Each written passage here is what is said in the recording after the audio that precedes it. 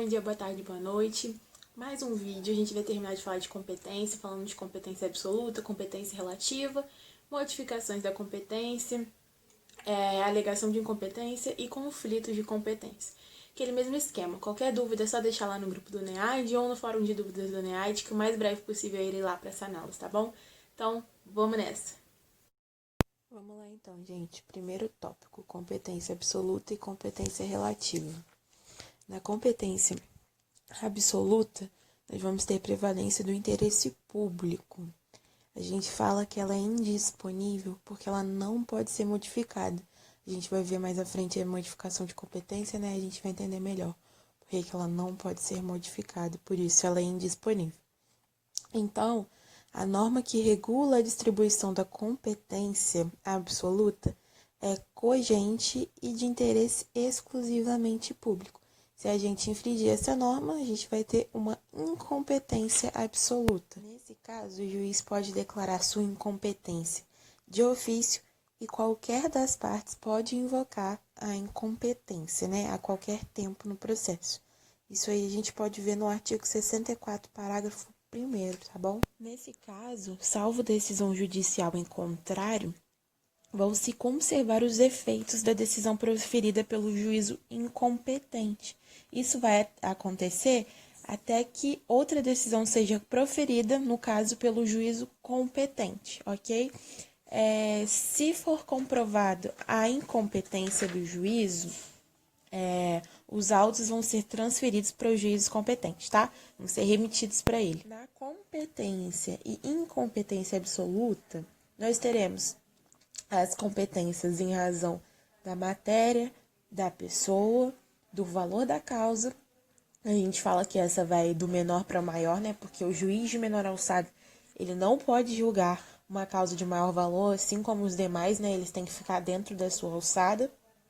E a funcional, que é aquela que a gente determina qual juiz deverá funcionar no plano horizontal e qual tribunal funcionar, julgar, né, no plano vertical, que é aquele plano recursal. Já na competência relativa, nós teremos a prevalência do interesse particular das partes, dos litigantes. Ao contrário da absoluta, ela é disponível, ou seja, ela poderá ser modificada. As normas que tratam da competência relativa são normas dispositivas e pensadas de forma a atender prioritariamente o interesse privado. Caso nós tivermos uma infringência, né, dessas normas, nós teremos uma incompetência relativa. Nesse caso, diferente da absoluta, o juiz não pode declarar-se incompetente de ofício, só o réu pode fazê-lo e através de preliminar de contestação, conforme consta o artigo 65 do CPC. Nessa competência, as decisões do juízo não provocam nulidade, uma vez que a sua incompetência é alegada em preliminar de contestação pelo réu. Se isso não acontecer, o juiz é normalmente competente para julgar o caso. No caso da incompetência ou competência relativa, nós teremos a competência territorial, com exceção das ações fundadas em direito real, ações previstas no Estatuto do Idoso e ação civil pública, e a competência em razão do valor da causa, com exceção dos juizados especiais cíveis. O que a gente não pode esquecer de jeito nenhum é que tanto na competência absoluta quanto na relativa, se for o réu pedir, né, alegar a incompetência, tem que ser através de preliminar de contestação. Lembrando que esse quadrinho, né, essa escrita comparativa aí, é só pra gente ter base e lembrar de palavras-chave, hein, galera?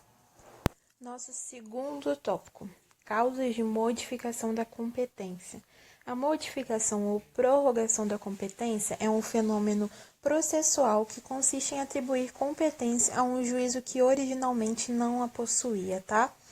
E um ponto muito relevante que eu até coloquei aí é que a gente só vai aplicar essa modificação, essa prorrogação na competência relativa, porque é o que eu falei no tópico anterior.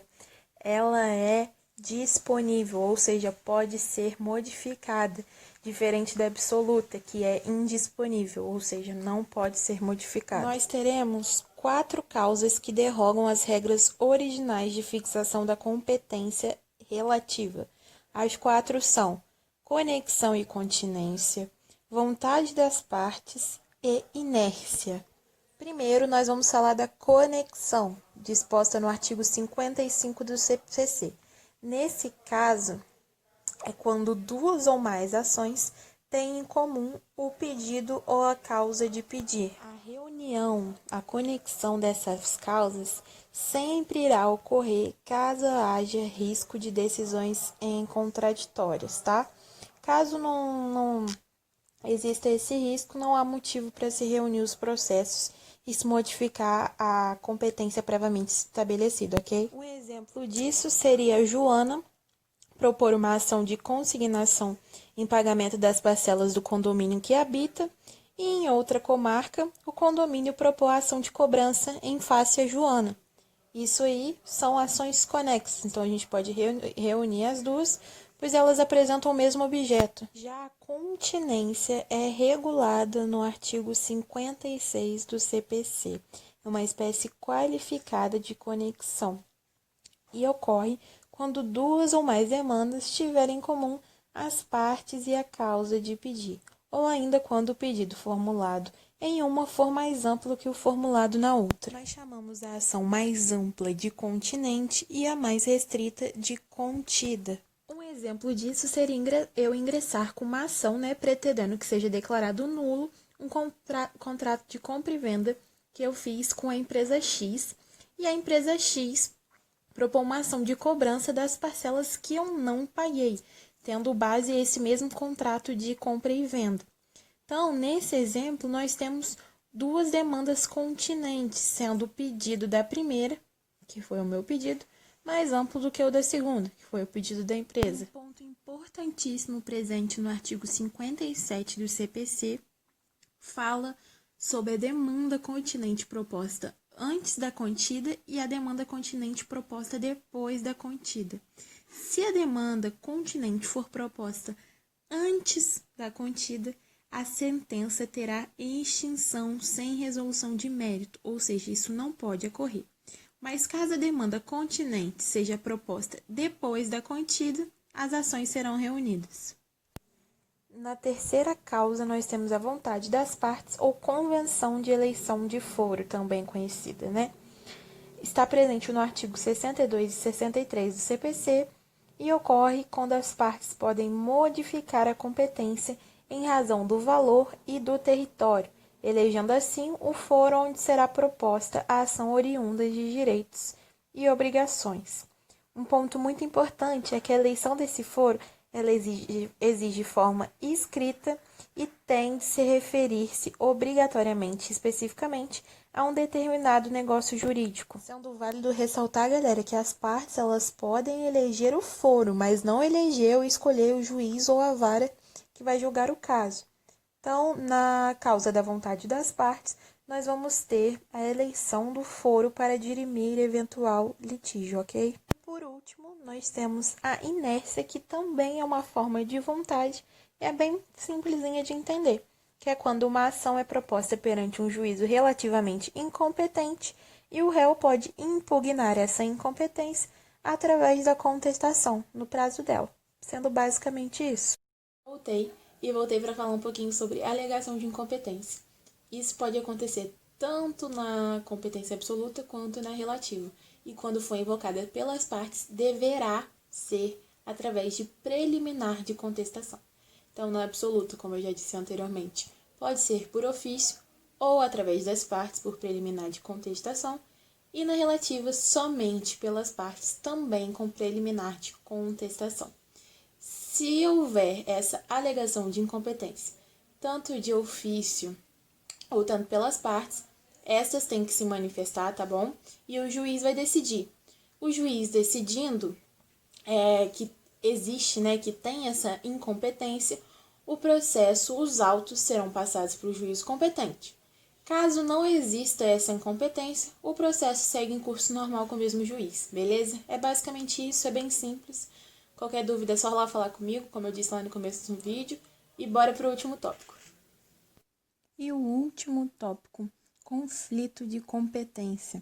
Nós vamos ter um conflito de competência quando 2 ou mais juízes se declararem competentes, quando 2 ou mais juízes se considerarem incompetentes, atribuindo um ao outro a competência, e quando 2 ou mais juízes surgirem controvérsia acerca da reunião ou separação de processos. Nós falamos que o conflito é positivo se 2 ou mais juízes se declaram competentes e negativo se os 2, ou mais juízes se consideram incompetentes. Para solucionar essa questão, esse conflito, as partes devem invocar e indicar tal conflito de competência para que o tribunal aprecie a questão e indique qual é o juízo competente.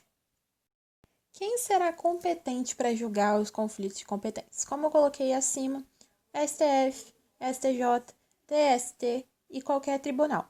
No caso do STF, serão os conflitos entre o STJ e qualquer outro tribunal, tribunais superiores e quaisquer outros tribunais, e entre os tribunais superiores. No caso do STJ, são os casos que não são competência do STF, como, por exemplo, um tribunal versus o juízo a ele não vinculado. No caso do TST, são os conflitos de competência internos na Justiça do Trabalho e os outros tribunais com seus juízos. Então, gente, o vídeo de hoje é basicamente isso. Se alguém tiver alguma dúvida, é só falar. Espero que vocês tenham gostado, espero que vocês tenham entendido. Então, até o próximo vídeo.